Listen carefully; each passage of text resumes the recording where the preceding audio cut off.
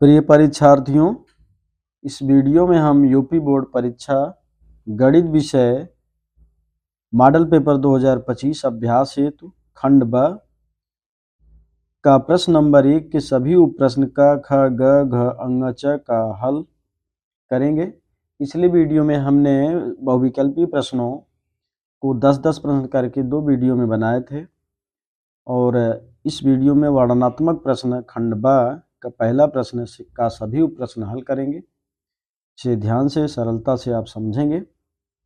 चलिए हल करते हैं। खंड ब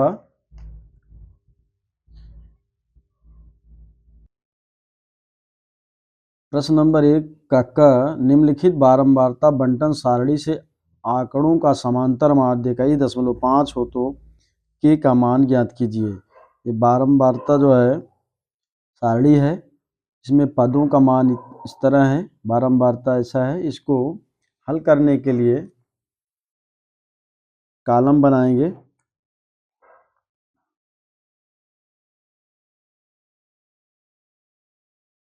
एक्स एफ एफ एक्स, पद का मान है 5, 15, 25, 35, 45 और बारंबारता है 6, 4, 3 के 2। अब दोनों का गुणनफल निकालेंगे। 6 पंचे 30, 15 चौका 60, 25 तिहाई 75, 35 गुणे के 35 के 45 दूना 90। इसको जोड़ेंगे। सिग्मा एफ का मान, इसको 6, 4, 10, 3, 13, 2, 15, 15 धन के आया और इसको जोड़ेंगे सिग्मा एफ एक्स। सिग्मा जो है जोड़ का चिन्ह है, समेशन का, पदों का योग को दर्शाता है सिग्मा। तो 5 बराबर हो जाएगा 35 के धन 9, 7, 16, 6, 22, 3, 25, 35 के धन 255। फार्मूला है बार एक्स मतलब समांतर माध्य equal to sigma f x upon sigma f. तो बार एक्स का मान है 21.5 बराबर सिग्मा एफ एक्स मान 35 के धन 255 बटे 15 धन के 21.5 बराबर, इसका गुणा कर देते हैं। 21.5 गुणे 15 धन के बराबर 35 के धन 255। 15 पचे 75, 15 के 15 7 22, 15 दूनी 30, 2 32 धन 21.5 के बराबर 35 के धन 255। अब 21.5 के उधर ले जाइए, 255 को बाएं पक्ष में लाइए। 322.5 ऋण 255 बराबर 35 के ऋण 21.5 के। इसको इसमें से घटाएंगे, 67.5 आएगा बराबर 35 के में से 21.5 घटाएंगे तो 13.5 के आएगा। अब देयरफॉर के इक्वल टू 67.5 बटे 13.5 बराबर 5। अतः के का मान 5 आएगा। प्रश्न नंबर 1 का ख, के किस मान के लिए समीकरण 2x² minus k into x minus 1 equal to 0 के मूल बराबर होंगे। तो 2x² minus k into x minus 1 equal to 0। इस समीकरण ये एक द्विघात समीकरण, इसको थोड़ा और हल करेंगे। 2x² माइनस के का गुणा हो जाएगा माइनस के x minus into minus plus के इक्वल टू 0। इसका द्विघात समीकरण से तुलना करेंगे। किसी द्विघात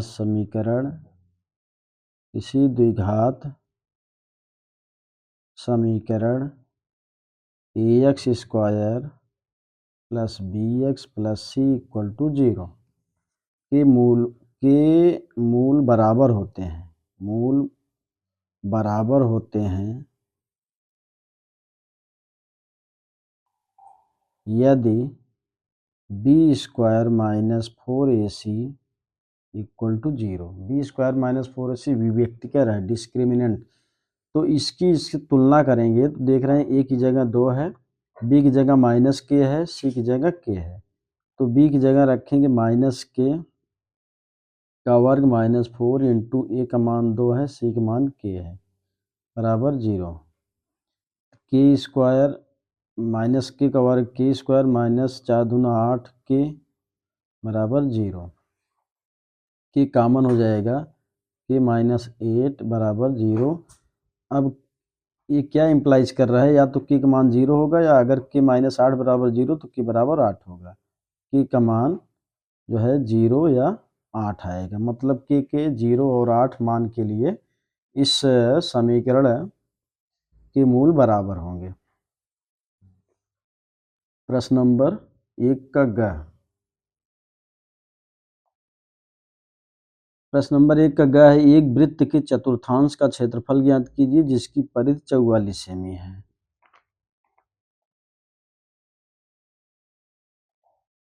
इस वृत्त की परिधि जो है बराबर 44 सेमी। परिधि मतलब 2πr, 2πr परिधि का सूत्र होता है बराबर 44 है। और पाई का मान 22/7 रखेंगे, गुणे r बराबर 44। अब 22 दूना 44/7 गुणे r बराबर 44, इसलिए r बराबर 44 गुणे 7/44। 44 कैंसिल हो जाएगा, r बराबर 7 मिलेगा। अब आपको निकालना है चतुर्थांश का क्षेत्रफल। ये वृत्त है, वृत्त में 4 चतुर्थांश होते हैं। इस एक चतुर्थांश का क्षेत्रफल निकालना है जो केंद्र पर जो है 90 डिग्री कोण बना रहा है।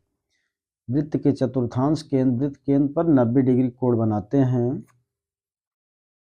तो इसका क्षेत्रफल का सूत्र होता है, वृत्त के चतुर्थांश का क्षेत्रफल जो होता है θ/360 गुणे πr²। ये बराबर थीटा का मान 90 डिग्री है बटे 360 गुणे पाई का मान 22/7, आर का मान 7 है, 7 का वर्ग। ये बराबर हो जाएगा 90 और 360 कटेगा 1/4 आएगा गुणे 22/7, 7 का वर्ग मतलब 7 गुणे 7, 7 कैंसिल हो जाएगा। और 22 जो है 2 से कटेगा, 2 दूना 4, 2 11 में 22, 11 7 77/2 सेमी स्क्वायर। ये वृत्त का चतुर्थांश का क्षेत्रफल प्राप्त हुआ। प्रश्न नंबर 1 का घ।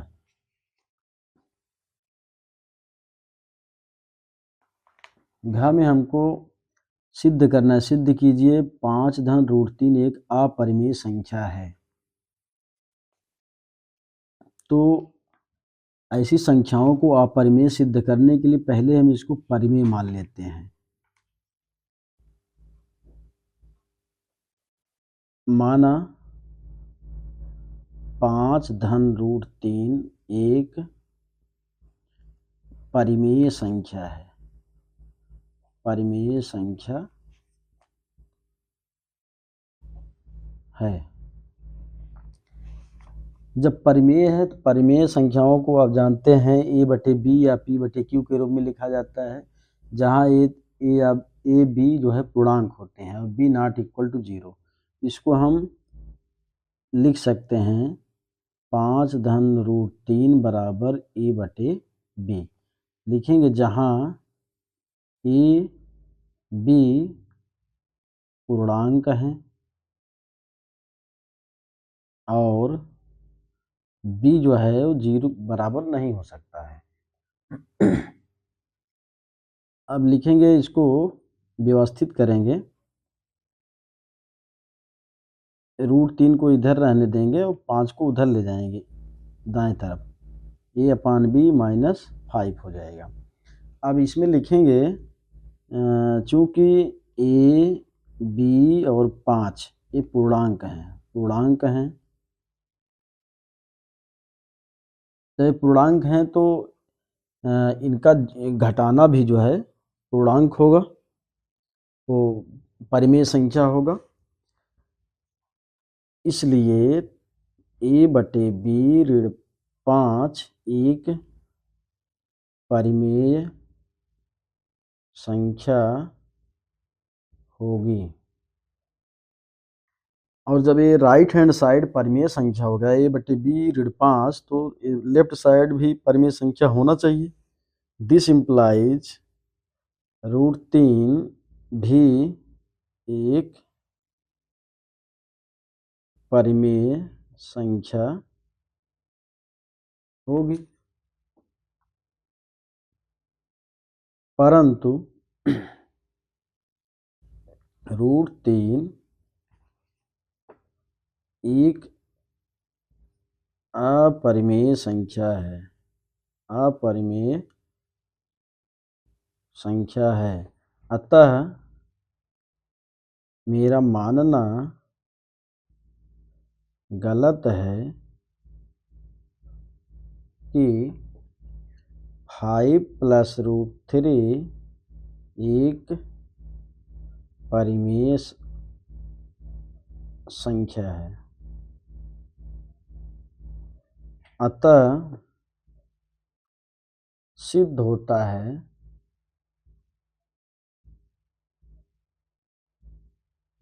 कि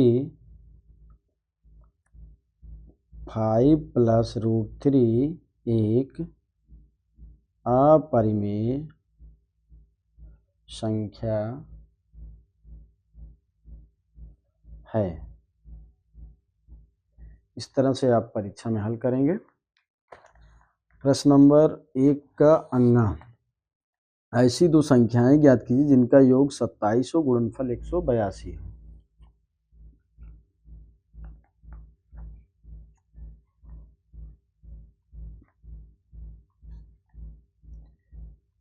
माना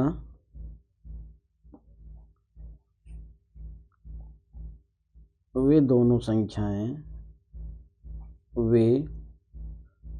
संख्याएं x तथा y हैं, x तथा y हैं। अब प्रश्नानुसार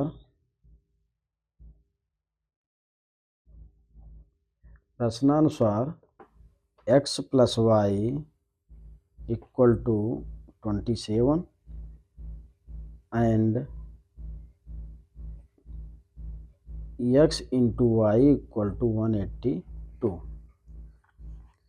इक्वेशन फर्स्ट मान लीजिए, इक्वेशन सेकंड मान लीजिए। समीकरण 1 से x बराबर 27 ऋण y, ये y उधर जाएगा राइट में, 27 ऋण y हो जाएगा। समीकरण 2 में रखने पर, तो समीकरण 2 जो है x y बराबर 182 है, इसमें x की जगह 27 ऋण y रखेंगे। 27 ऋण y इंटू y बराबर 182। 27 y का गुणा करेंगे,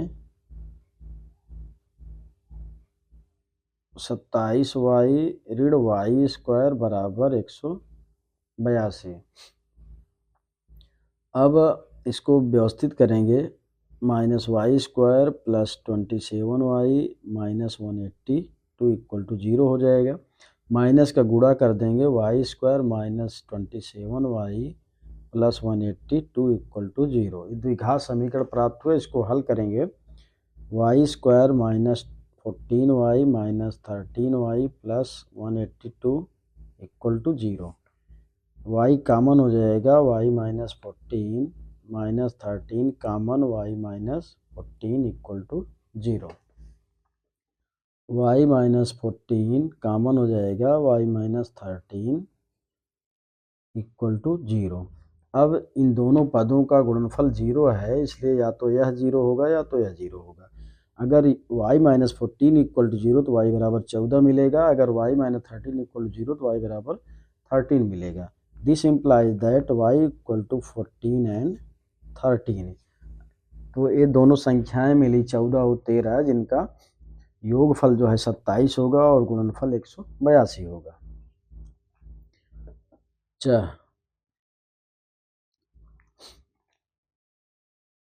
प्रश्न नंबर 6 है, उस बिंदु के निर्देशांक ज्ञात कीजिए जो बिंदुओं ऋण 1 और 4-3 को मिलाने वाले रेखाखंड को 2:3 के अनुपात में विभाजित करता है।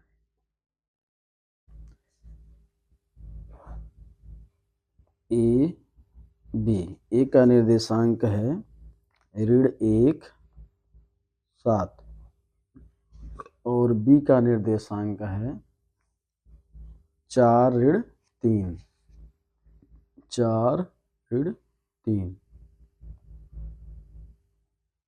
अब एक बिंदु ऐसा P ढूंढना है जो इस रेखा को 2:3 के अनुपात में विभाजित कर रहा है।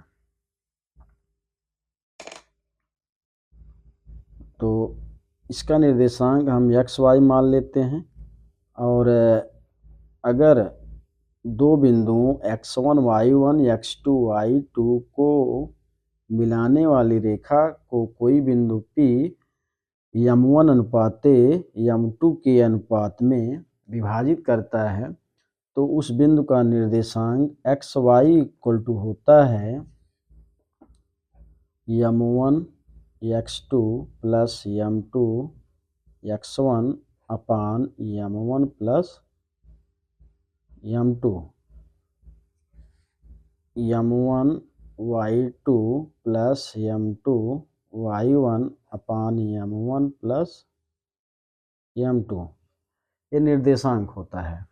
इसको वैल्यूज रखेंगे। X1 Y1 का मान ऋण 1 7 है, X2 Y2 का मान 4-3 है, इसको और M1 का मान 2 है, M2 का मान 3 है। वैल्यूज को रखेंगे, ये 2, X2 का मान 4, 2 गुणे 4 धन M2 का मान 3, X1 का मान ऋण 1 बटे 2 धन 3, और M1 2 Y2 का मान ऋण 3 धन M2 3 Y1 का मान 7 बटे 2 धन 3 बराबर हो जाएगा 4 दूना 8 ऋण धन ऋण गुणा ऋण हो जाएगा 3 3 के 3 बटे 3 2 5 ऋण 6 3 दूना 6 ऋण 6 धन 7 3 21 बटे 5 बराबर हो जाएगा 8 में से 5 घटेगा 5 बटे 5, यहाँ 21 में 6 घटेगा 15 बटे 5 बराबर होगा 5 में 5 बटे 5 मतलब 1, 15 बटे 5 मतलब 3। अतः इस P बिंदु का निर्देशांक जो है 1 3 मिला, 1 3 भुज 3 कोट 1। इस तरह से प्रश्न 1 के सभी भाग उप प्रश्न क ख ग घ अंग च हल हुए, जो आप सरलतापूर्वक समझे होंगे। वीडियो अच्छी लगी हो तो लाइक शेयर और सब्सक्राइब करें। ओके।